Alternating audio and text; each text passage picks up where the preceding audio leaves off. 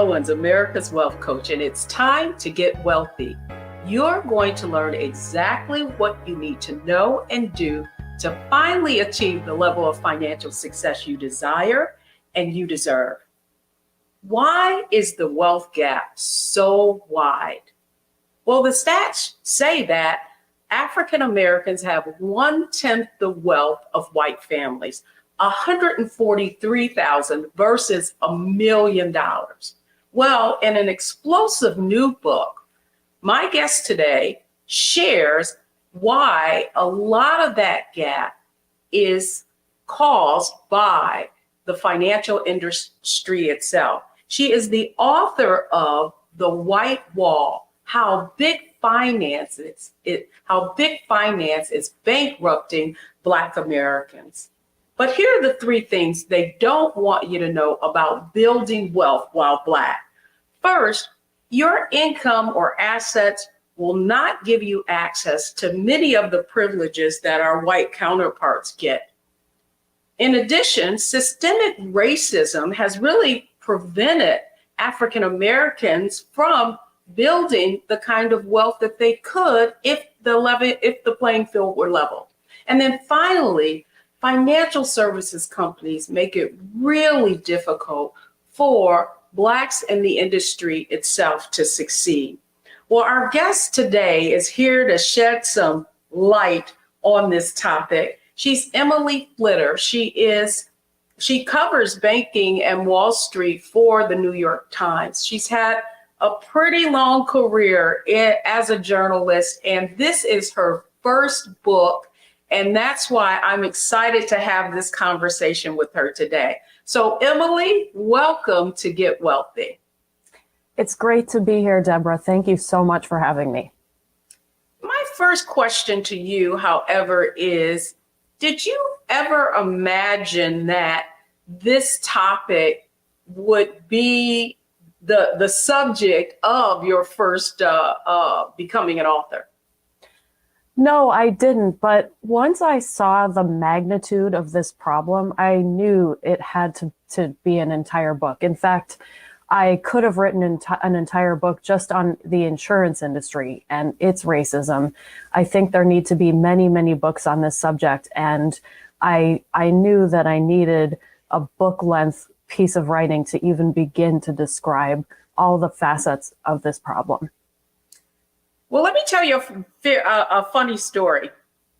When your article broke in the New York Times about the football player going into that office, that investment company office, I actually knew someone at JP Morgan. And I gave them a call to say, wow, what are you guys going to do about this?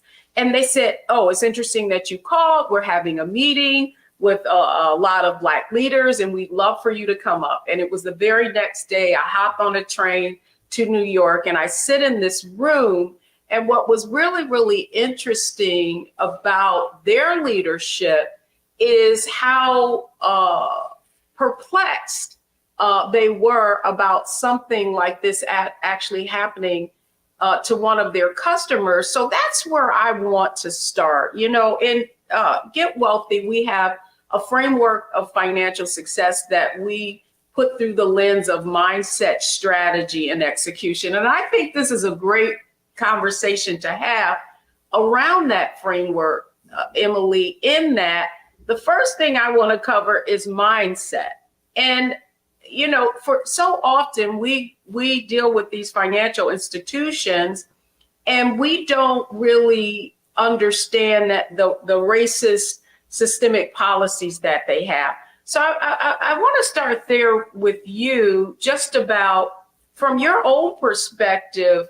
What do you think the mindset that a gentleman like this football player you wrote about, who had, you know, hundreds of thousands of dollars, but still wasn't, just give our viewers a little background on what happened, because that was the article itself that kind of brought a lot of this to light. That's right. That article was the sort of thing that kicked off the effort that I have been making over the past few years to cover this topic. The story is about a Black NFL player, a retired NFL player, who went to a JP Morgan Chase branch in Phoenix and wanted to deposit his money and get the perks of that JP Morgan Chase offers wealthy bank customers. So if you have $250,000 in a JP Morgan Chase account, you can have all of these extra little things like tickets to events and discounts on museum access and travel discounts and even discounted loan rates. And in many cases, the bank really reaches out to people who they think are wealthy enough to qualify for this program, which is called Chase Private Client. And they say, like, please sign up for this. We'd love to have you. And it's a prestige thing. And it just gives them an extra level of sort of interaction with these clients.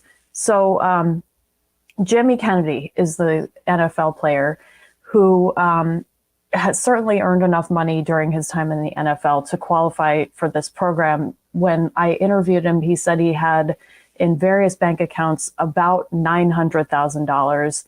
And whenever he would visit his mother in Los Angeles, he would go to the bank with her, and the tellers all knew who he was, and they would say, "Oh, you have to come over to Chase and be a Chase Private Client." But he didn't live in LA; he lived in Phoenix, and so he finally decided, "Okay, I'm going to go to Chase. I'm going to move my money from the other banks and put it in Chase and become a private client."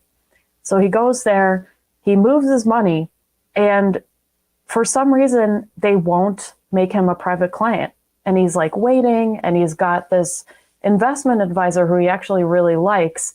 And then that person, who's actually another main character in this story, gets fired after complaining about racial discrimination. So now Jimmy is alone. He doesn't really have an advocate at Chase. The managers are white. He's assigned another investment advisor who is Black. And he keeps saying, "Why am I not getting the benefits that I signed up for?" And the new investment advisor says, "It's because they're afraid of you, because you're a big Black man and they don't want to deal with you."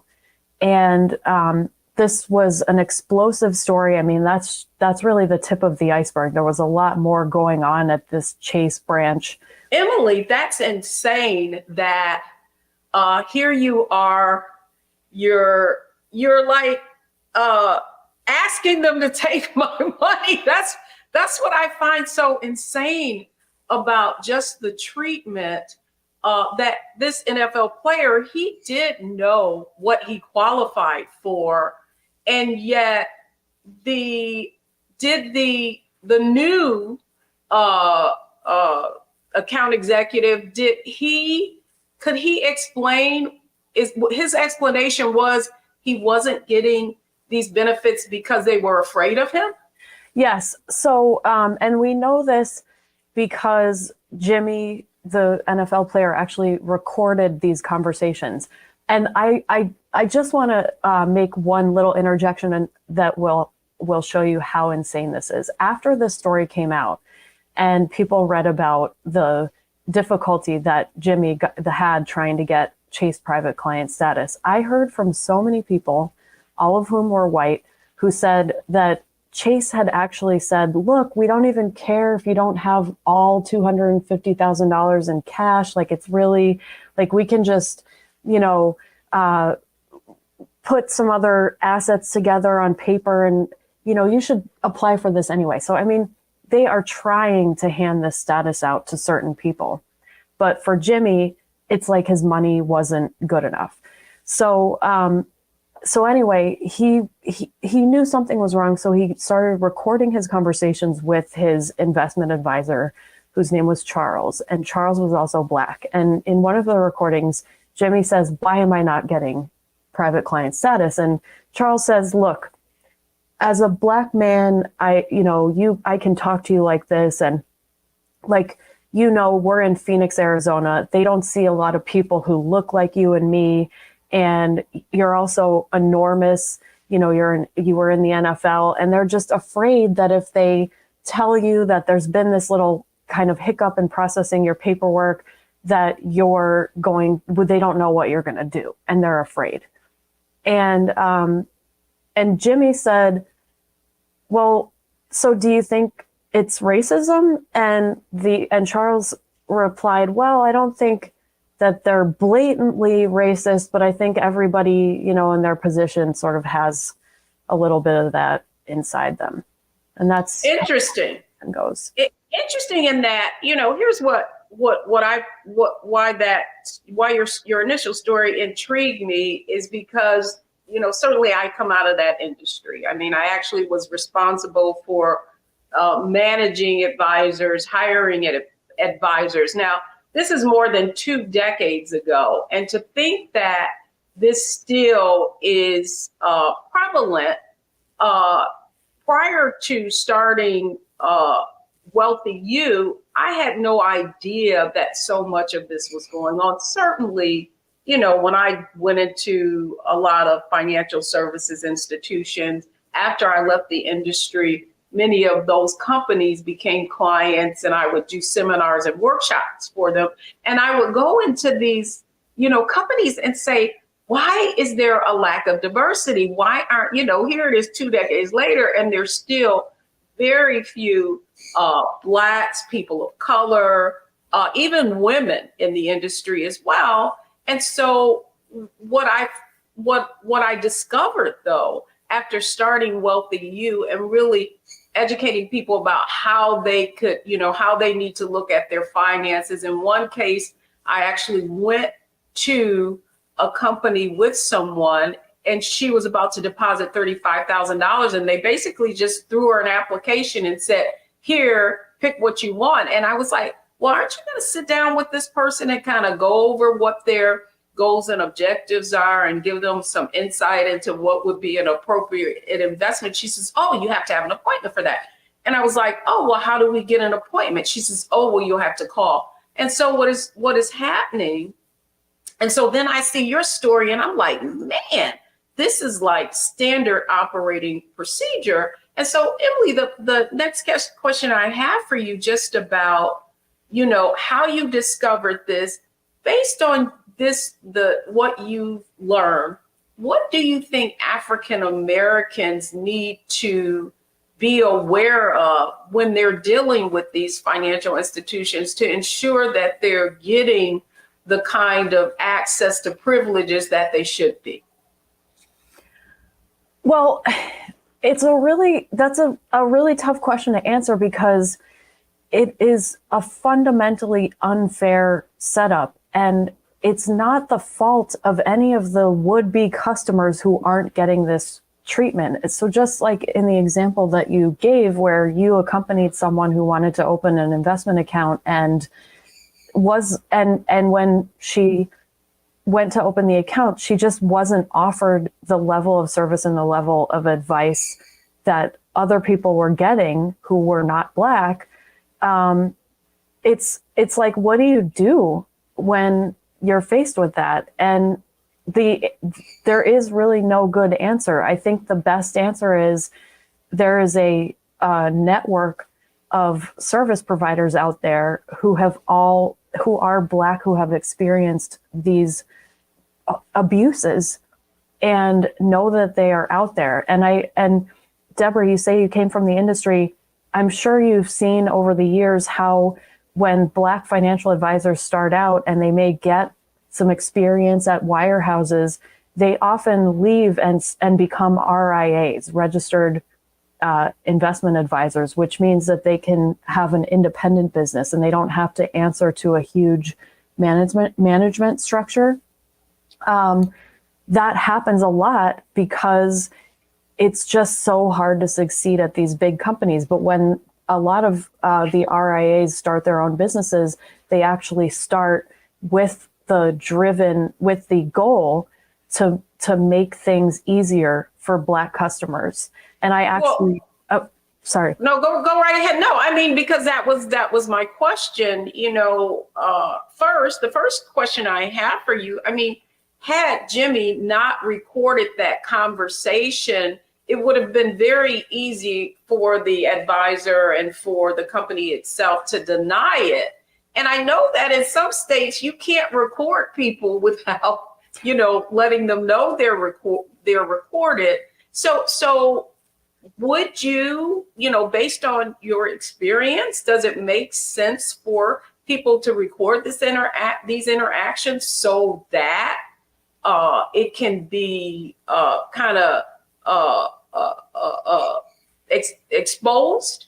That I understand what you're asking now, and I don't want to advise people to break the law. So, right, as you pointed out, recording somebody in certain states without their knowledge is illegal. So, assuming that this interaction is taking place in a one-party recording state, which means that only one of the two people talking has to know that the recording is happening, then I don't see why you shouldn't, because with evidence, you can bring this to light. You can seek justice. Without a recording, it's so hard because actually, let me give you an example of what happened to Jimmy, who even after he recorded had a hard time getting justice. The first thing he did was file a complaint with the Arizona Attorney General's office, which is where discrimination complaints go. And JP Morgan just responded to the claims that he was making in his complaint and said, they're not true. And the Arizona AG just was like, okay, we believe JP Morgan. And only after I wrote a story was there any other movement on that case. And so I think, yes, I think people who are facing this treatment have the tool of modern technology at their disposal to make the recording. But then that's only the first step. You got to make the recording and then you have to use it. You have to call people out, call me, which I love to hear from people. Well, that was my other material. Yeah. Well, that was my other, the other point that I was making, because had you not written that story was a catalyst. The story of Jimmy, the NFL player in the New York Times, really was a catalyst for a lot of other things coming to light. In fact, one of the points that you made, just talking about how difficult it is for African Americans to succeed in, the traditional wirehouse, your large financial services organizations. The gentleman who was the original advisor to Jimmy was fired. And in the book, can you just share with our audience what happened to this gentleman and what actually came to light after your story, after you reported on this? Yes. So Ricardo Peters was a highly driven, ambitious, and amazingly accomplished JP Morgan Chase employee. He started out in a call center and he worked his way all the way up to being a financial advisor. And he wanted more. He wanted to be an advisor to Chase private clients. And as we already know, those are the people who have some real money to invest. And to be a private client advisor, you actually have to have this status. They're called CPCs. And so it's like, it's one step above being a retail financial advisor. And Ricardo really wanted that. And he felt like his boss, who actually was the same man who wouldn't process Jimmy's Chase private client application, was really he was not letting him advance to this level. And he was also really not saying why. And so Ricardo started recording his conversations with his boss. And his boss said, I don't think you're going to be right for being in this program. And Ricardo was like, why? And he said, well, I just don't think the market is going to support us, giving somebody else this title. And Ricardo was like, but I have all of these clients who are wealthy now. And Ricardo was frustrated because his clients, when they reached a certain level of wealth, were actually being taken away from him and given to people with this status. It seemed really unfair. So in one of the conversations that he had with his boss, he said, "What about this woman who I just brought in as a new client?" He mentioned her name, and her background was that she was Black. She had had a son who had died in a tragic way that required the city or municipality where her son died to give her a settlement that was worth about $400,000. So plenty of money to qualify as a Chase private client. And Ricardo pointed this out, and his boss said, "Well, she's from Section 8 and she didn't earn it, and she didn't, you're not investing," he said, "you're not investing a dime for this lady because this isn't money she earned and she doesn't respect it." And that is insane, Emily. Come on. Insane.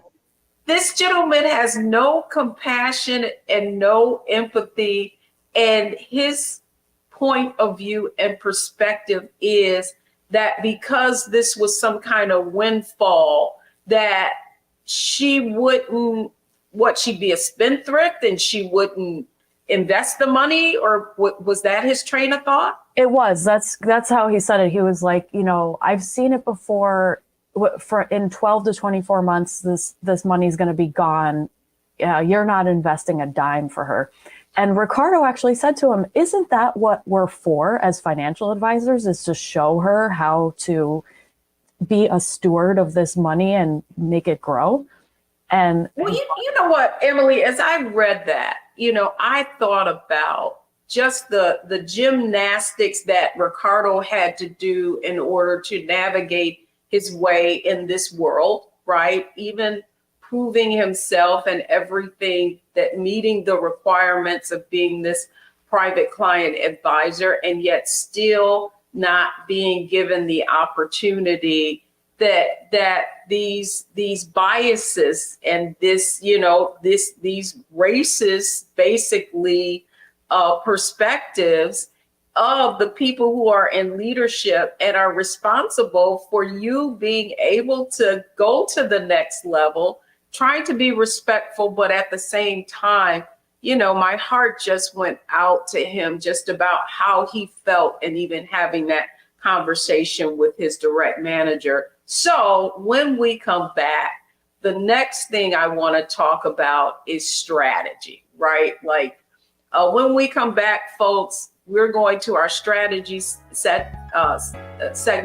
What do you, as a African American, what can you do to succeed in spite of what the explosive findings in this book, and what Black Americans have to go through in order to succeed in the financial services industry itself? Don't go anywhere, folks. We'll be right back.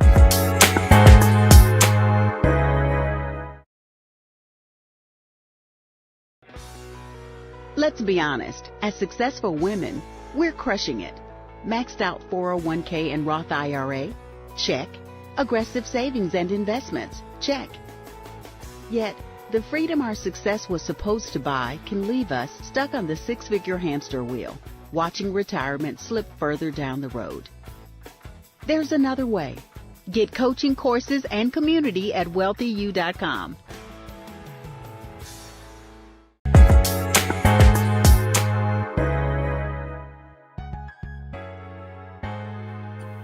Welcome back, everyone. I'm Deborah Owens. This is Get Wealthy, and we're talking about the difficulty of being able to acquire wealth for Black Americans. Joining me today is Emily Flitter. She is the author of The White Wall: How Big Finance is Bankrupting African Americans.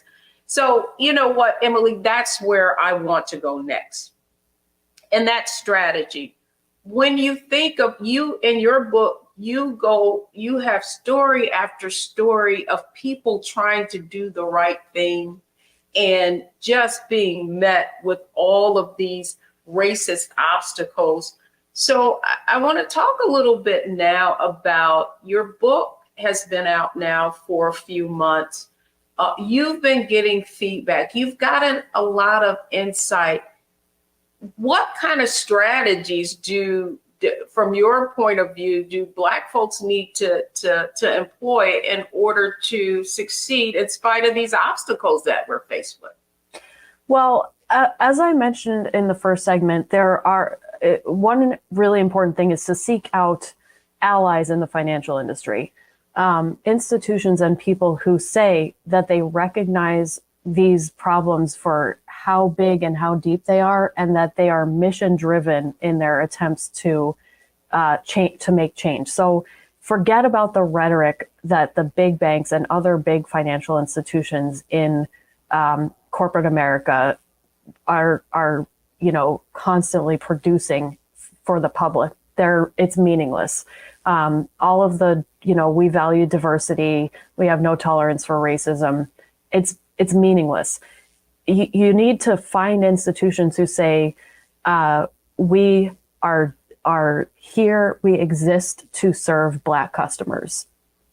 We exist to counteract racism in the wider financial industry. And those institutions are out there. In my book, I write about a woman actually who was at JP Morgan as a financial advisor and then as a manager. And she has now gone out on her own as running an investment advisory firm that recruits Black advisors and makes sure that they are nurtured. So that's, if you want to get into the industry, that kind of setup is a really good setup. But beyond that, Deborah, I really think that, first of all, there's an entire component of this that really it should not be the responsibility of Black employees or customers.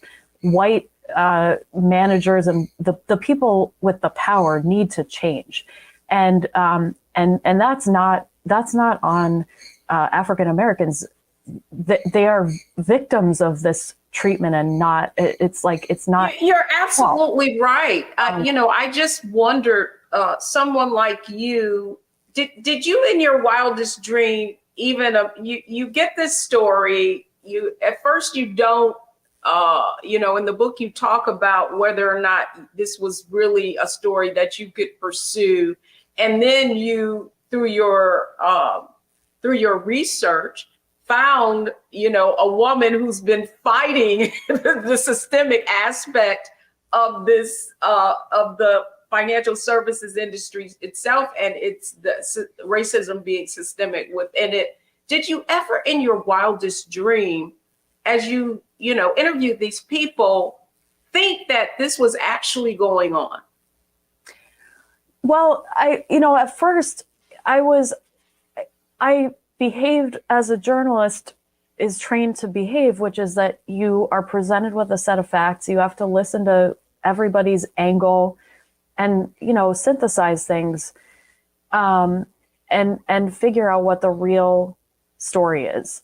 And, what I realized and why I wrote the book is that when you get presented with a set of facts in any individual situation where someone is saying, I'm the victim of discrimination, I am being mistreated because of the color of my skin, there is a huge context. If you don't have the context, you're like looking at it a lot of times like, oh, it's he said, she said, and what can be proved. But the context is that this whole system is racist. And if you lose that, you're just not doing individuals who are victims of this abuse justice. So when you say, did I ever imagine? I mean, I do journalism in order to bring abuses to light. That's what I think is really important about journalism, is that it's sometimes really the last stand that you can take is telling your story publicly. It makes people able to internalize your experience, sympathize, and then it gives them energy to make a change. And what we need right now is for the whole system and its leaders to understand how shameful this is and to make a drastic change.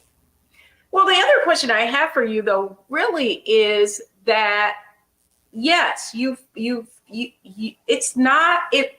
What this led to you to find was that it's not just in the investment side of the financial services industry, that it's a thread that weaves itself throughout every aspect of the industry. You brought up insurance, which I also have been employed by one of the largest firms in the property and casualty area. I think what's important is for you to tie how these discriminatory practices really are impacting the wealth gap. Great question. And actually that's kind of the source of the title of my book, it being a wall. And like all of these different components of the industry are like bricks in the wall. So if you look at the insurance industry, I wrote about how if you have an insurance policy, let's say you have homeowners insurance, something goes wrong, like your roof starts leaking, like a tree falls on it, whatever. The way insurance is supposed to work is that the insurer is supposed to pay to fix your roof. You've been paying into the policy. Now it's their turn to give you back some money so you can make this repair. That's how you preserve the value of your home. That's how you preserve your own finances when something big and unexpected and expensive happens. But insurers won't pay claims made by Black claimants with the same ease as white claimants. And actually, there's a new study, it's not in my book because it just came out, that actually compared the claims process for white claimants and Black claimants for State Farm. And what is the effect of this? Well, it just means that if you're Black and you have a house and something bad happens and you can't get the same payout with the same speed and ease, you're losing money. And how are you supposed to build wealth? How are you supposed to build momentum in building wealth when everything is harder? Yeah, I mean, it's like it's a black tax, right? So let's take insurance, for example. One of the things I found fascinated when I won't say fascinated, it kind of ticked me off, right? Is to be poor is expensive, is more expensive, right? So what many people don't know is part of your premium is based on your credit score, which makes absolutely no sense to me because in most cases, there is an actual asset that you're insuring. So why would it make sense to penalize people who are on the margins, who typically, if you have a low credit score, it is difficulty paying your bills, but it costs you more. If you look at living in urban areas, right, the cost of insurance costs so much more than if you were to just move 2 blocks away. And so basically what is happening is that it costs more for you to live, therefore, just to take care of your basic needs. So therefore, you have less discretionary income left over so that you can put towards saving and investing. And the other question that I have for you is, was there something that you discovered that you had no idea was people were really being impacted by? Wow, what a great question. The insurance thing was a really interesting discovery. I also was just really shocked when I took a close look at the racial equity pledges that the banks made in 2020. Specifically, I looked at JP Morgan's, which was the biggest, $30 billion they said would go toward their own efforts to close the racial wealth gap. And when you look at what it really is, it's money that JP Morgan is now categorizing as helping close the racial wealth gap, but they're really just doing business. They're making mortgage loans. They're making loans to developers that are going to low income housing, or at least the developers get the low income housing tax credit. We don't really know what the results of any of these things are. And the lending to Black mortgage borrowers, it remains incredibly low at JP Morgan as a percentage. So I think it's really easy to get snowed by these huge financial firms public statements. And I would emphasize that so much of it is just such hot air. It is so meaningless. It's a shell game, right? Yeah. So we're going to help you, and by helping you, we're going to benefit, right? So we're going to make all of these loans available, but they're loans, right? So from those loans, you are going to earn interest for them, and it's just going to make more money. I tell you, folks, you have got to get this book. It is The White Wall: How Big Finance is Bankrupting Black America. When we come back, we're going to our next section and our next segment, and that's all about execution. Once you get this information, now, what do you need to do as a result of it? That's what we're going to tackle when we come back. So don't go anywhere.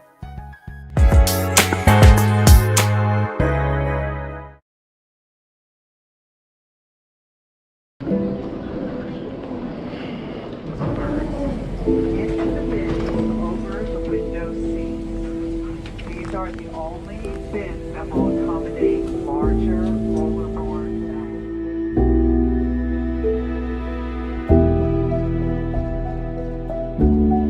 They put 10 in here? 10, and you don't come out till you die. And you eat him, he hoop 10. Oh my God.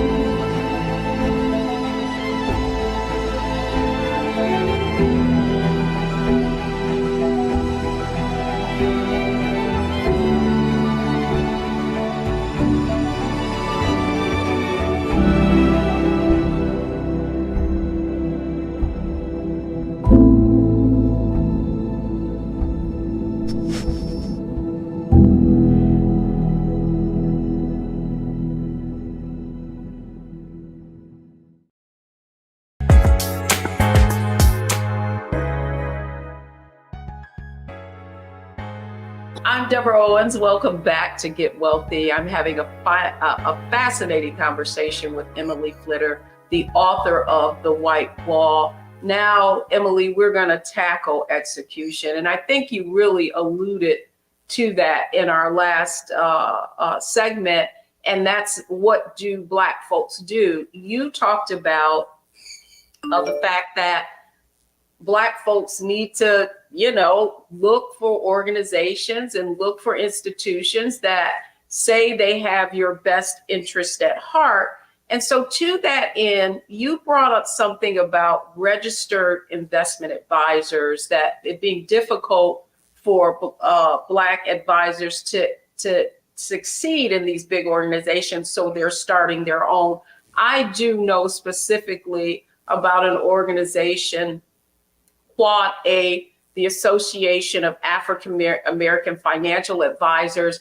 You can even go to their website, and if you're looking for a Black financial advisor, that's one of the ways to find something in your location.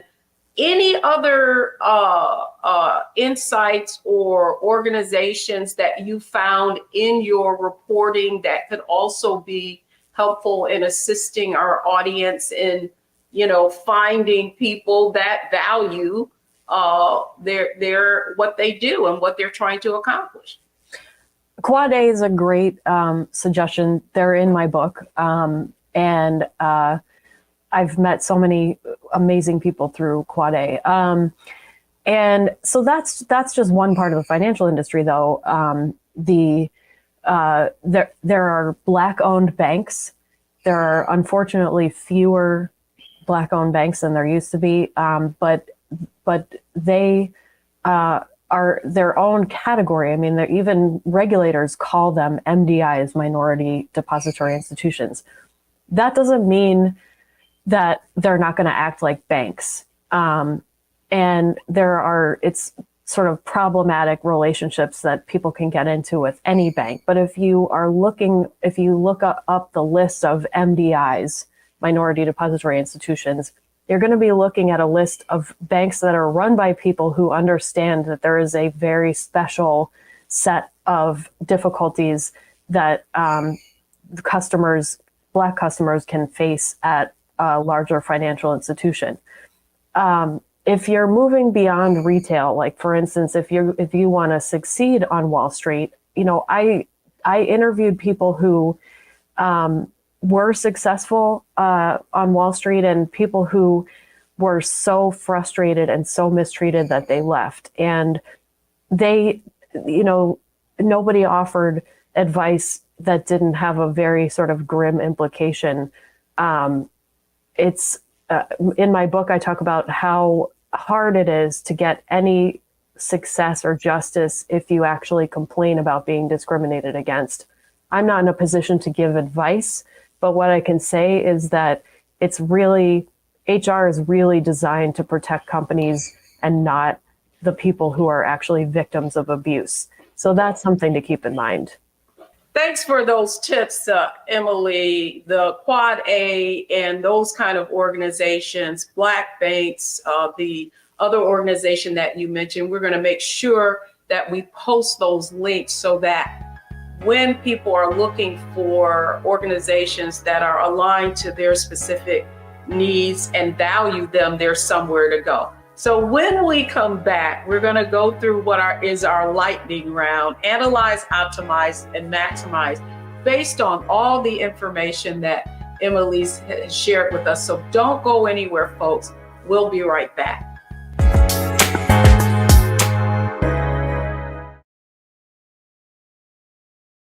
Black Star Network is here. Oh, no punch! I'm real revolutionary right now. Thank you for being the voice of Black America. All momentum we have now, we have to keep this going. The video looks phenomenal. See, there's a difference between Black Star Network and Black-owned media and something like CNN. You can't be Black-owned media and be scared. It's time to be smart. Bring your eyeballs home. You dig?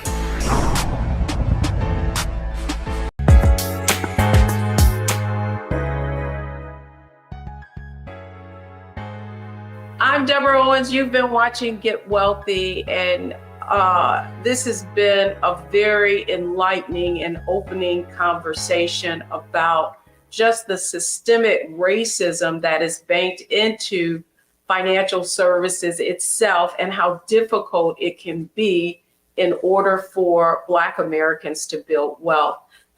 Let's welcome back Emily Flitter. And Emily, you covered a lot of ground in this book. I mean, we just really touched the surface. To your point, it's just not the investment industry, it's also insurance. And another point you brought up was how artificial intelligence is really influencing the racism is kind of baked into that. So this is sort of our lightning round based on everything we covered. So I would love for you to just share with our viewers your biggest takeaway from this work. So do you feel like you've covered what you needed to, or is there more for you to conquer? Well, I'm glad that you asked it like that. I think one way to summarize the book is if you're watching the show, if you read the book and you're Black, it's the bad stuff that you feel when you're dealing with the financial services industry is not your fault. It's not your fault, and you don't deserve to be treated like this. And if you get bad loan terms, and if somebody's not treating you right, it's them, it's not you. And whether that means you demand better service, or whether it means you go somewhere else, or whether it means you make a public stand, whatever it is. And I hate that that work should have to be on the victims of abuse. It's them, it's not you. So that's an important takeaway. The other takeaway that I hope readers who have power to make changes in this industry understand is that I don't think that we're going to significantly change things without a significant truth and reconciliation program attached to reparations. And I think the financial industry should support a reparations program and do everything that they can to convince the US government to actually make reparations to Black Americans. Well, it is interesting. You started out talking, we didn't get to the conversation, but we did talk about the discovery that was made of a grave of slaves where a building in Wall Street was uncovered from a new skyscraper that was going up. But my last question to you really is, I in reading the book, there's some other things that I'm sure you discovered that aren't in there. You know, one of the most egregious things that I'm finding in our community is that people are being put in products and they're being charged a lot of fees. They can't get out of these different products. They're specific to the insurance industry and are sold by investment companies as well. Did you encounter anything in your research about how these kinds of products are impacting not just Black Americans, pretty much anybody who invests in them? Well, I actually, if you're talking about exploitive, predatory investment products, I have been writing about those for years. I mean, there are all kinds of scammy private placements and low-end REITs that financial advisors put their customers in, that, you know, they get them to sign off on things without really understanding what they're doing. Yeah, this is a big problem. And in terms of what can be done about it, I think that it's really difficult if you have a financial advisor and that person is telling you that that you should get into this product and you don't really understand it, because oftentimes what the advisor will say is, well, I'm the expert here, so you should just trust me. And I mean, yeah, you have to figure out if you trust that person, and I would not in like 99% of the cases. You know, if you don't understand it, don't do it. Even if it's like there's like a little warning bell, I would listen to that. That's exactly right. And that's exactly, Emily, why we launched Wealthy You and why Get Wealthy is on Black Star Network. I just want to thank you for coming on Get Wealthy. And I hope your book is a great success, because not only do Black Americans need to read it, I think all Americans need to read it so that they can really understand how pervasive racism is and how it influences and impacts every area of our lives. Definitely. Thanks so much for coming on Get Wealthy. Thank you for having me. This has been a real pleasure. Good. Excellent. So when I come back, the 3 takeaways from today's show. Don't go anywhere. I'll be right back.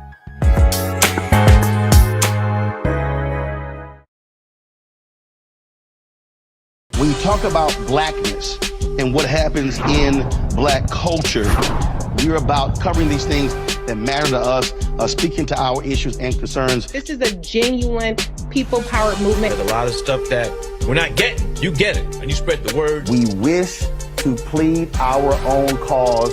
Too long have others spoken for us. We cannot tell our own story if we can't pay for it. This is about covering us. Invest in Black-owned media. Your dollars matter. We don't have to keep asking them to cover our stuff. So please support us in what we do, folks. We want to hit 2,000 people, $50 this month, raise $100,000. We're behind 100,000, so we want to hit that. Y'all money makes this possible. Checks and money orders go to P.O. Box 57196, Washington, D.C. 20037-0196. The Cash App is $RM Unfiltered. PayPal is R Martin Unfiltered. Venmo is RM Unfiltered. Zelle is Roland@RolandSMartin.com.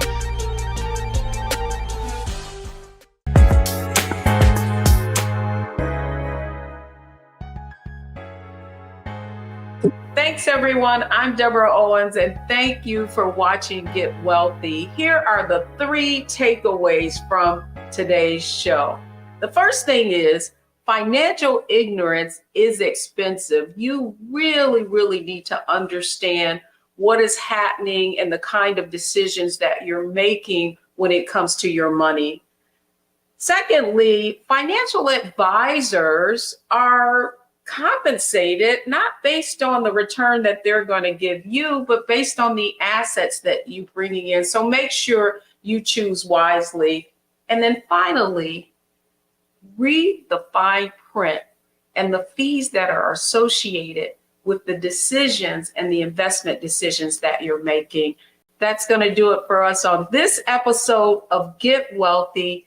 Keep watching, because we're going to keep coming up with information that is going to help you achieve the financial success that you deserve. I'm Deborah Owens. This is Get Wealthy, only on Black Star Network.